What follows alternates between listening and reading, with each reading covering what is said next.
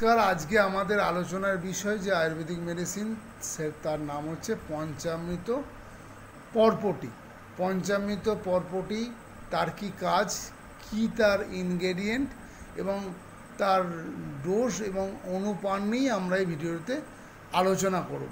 পঞ্চামৃত পরপটির প্রথম উল্লেখ পাওয়া যায় রসযোগ রত্নাকর গ্রন্থে, এবং পঞ্চামৃত পরপটির যে উপকরণ বা ইনগ্রেডিয়েন্টগুলো হচ্ছে শোধিত গন্ধক, শোধিত পারদ, লৌহভস্য, অভ্রকভস্য, তাম্রভস্য এবং গোঘৃত। এইগুলো হচ্ছে পঞ্চামৃত পরপটির ইনগ্রেডিয়েন্ট। পঞ্চামৃত পরপটি কী কী রোগের জন্য ইউজ করা হয়? পঞ্চামৃত পরপটি মেনলি পেটের সমস্যার জন্য ইউজ করে। পেটের কী কী সমস্যার জন্যে? ইরিটেবল বাইল সিনড্রোম বা যাকে আইবিএস বলা হয় এক সংক্ষেপে, ডায়রিয়াতে যদি ভোগে, ক্রনিক ডায়রিয়া বা ডিসপেপসিয়া, যাদের হজমের সমস্যায় ভুগছে, সেই ক্ষেত্রে পঞ্চামৃত পরপটি অমৃতের ন্যায় কাজ করে। এছাড়া যাদের পাইলস থেকে ব্লিডিং হচ্ছে এবং যাদের পাইলসটা আইবিএসের জন্য হচ্ছে, সেই ক্ষেত্রে কিন্তু পঞ্চামৃত পরপটি খুব কুইক ফল দেয় এবং খুব ভালো রকম, মানে অমৃতর সমান একে তুলনা করা হয়।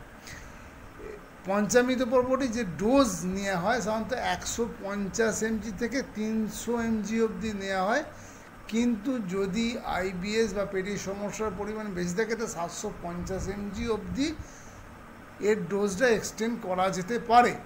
এবং এই পঞ্চামৃত পরপটি যে অনুপান, সেটা হচ্ছে তক্র, মানে তক্র বা বাটার মিল্ক দিয়ে যদি পঞ্চামৃত পরপটি খাওয়া হয়, সেক্ষেত্রে কিন্তু তার ও মেডিসিনের কার্যকারিতা অনেকটাই বাড়ে।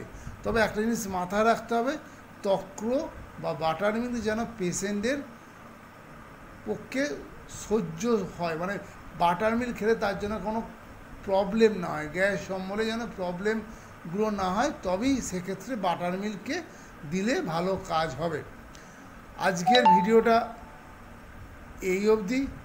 আশা করি ভিডিওটা আপনাদের ক্ষেত্রে ইনফরমেটিভ লাগবে। ভিডিওটা যদি ইনফরমেটিভ লাগে, প্লিজ ভিডিওটা লাইক এবং শেয়ার করুন এবং আমার এই চ্যানেলটা সাবস্ক্রাইব করুন এবং পাশে থাকা বেল আইকনটিকে প্রেস করুন। নমস্কার।